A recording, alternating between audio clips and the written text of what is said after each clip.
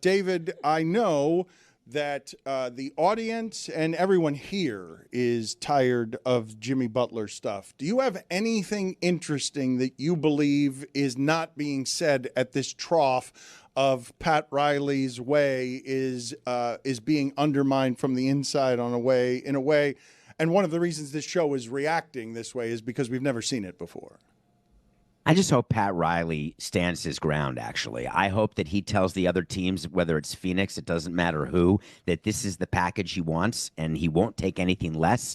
And if Phoenix can go out and get it from Utah and myriad other teams and deliver to Pat a huge win for his franchise, then I'm happy to trade Jimmy. Otherwise, I'm happy to let him sit. Shooting 9 shots a game, playing 24 minutes a game, suspend him for whatever he does and try to save the money for Mickey. I'm in on all of it. I think that Pat Riley is over player empowerment, and he is manifesting this sort of angst and sick of it, and he's doing it all directed toward Jimmy, and I'm here for it. But in terms of his team and our team, I hope that he does not give in and trade Jimmy without getting back what he wants. Jeremy, would you look something up for me, please? Because I should make a correction. While I've never seen it happen to Pat Riley in Miami, I did see it happen to him in New York. One of the famous funny stories is Anthony Mason was one of his players.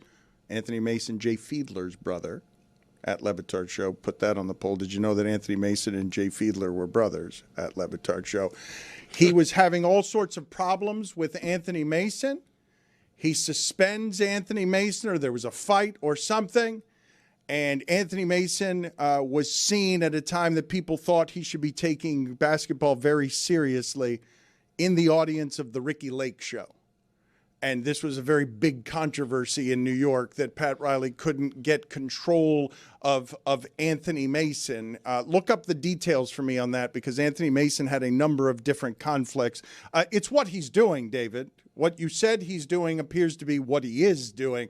And I was just talking about what a misery it would be to step into that place. Like, I understand the player's got the power and stuff, and the player will make a mess, but man, what a misery. Like, if Jimmy Butler thought he wasn't having joy playing basketball before, to show up to work just to collect your paycheck so that your entire team could be looking for things you're doing wrong so that they could suspend you again, like, that's a horseshit situation to be in, to be walking into every day as an employee. Haven't you ever been in an atmosphere in a relationship where people are separated or divorced but living in the same house for whatever financial reason, or people at work who don't get along but show up just to get their paycheck, and you can tell who those people are, that they're trying very hard not to do anything so they get suspended or they get fired? This happens in every workplace in the world, and basketball is no exception to that. And the thing is, in sports, we try to give in to players so much because we're worried about PR. Well, Pat Riley, with age and with success, hopefully is getting back to the point where his give a meter has lowered to the point where he doesn't get impacted by anyone saying or thinking anything about what he's doing. And that's why I think Jimmy Butler should just rot at the end of the bench. I wouldn't trade him even if I got the package I wanted for spite alone. Oh, but I think Pat, I'm just telling you what I would do to Jimmy Butler for what he's doing to Pat Riley if I were Pat Riley.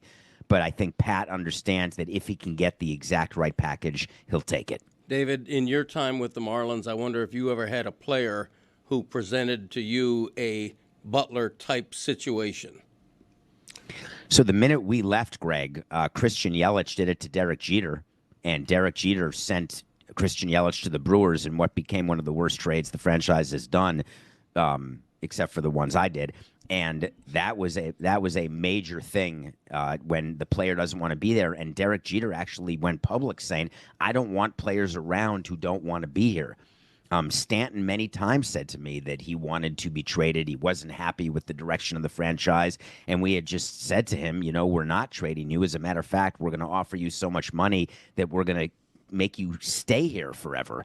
And which is what we did. So there were players throughout, but a lot of them were side players, like a Jeff Baker, who is just a miserable, unhappy player. And what you do in that case is just release him.